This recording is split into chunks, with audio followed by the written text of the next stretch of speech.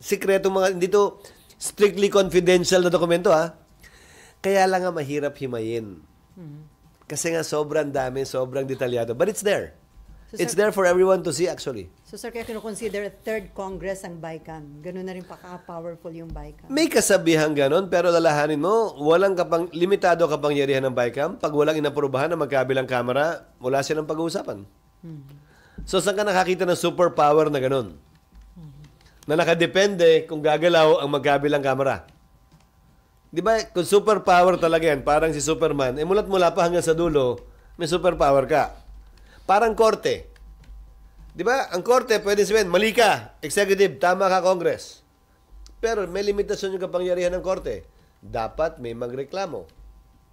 At yung magreklamo, dapat may standing. Hindi pwedeng, ano kaya ito? Matanong nga ang korte. Hindi pwedeng ganun, ha? Maliban na lang kung pumasok sa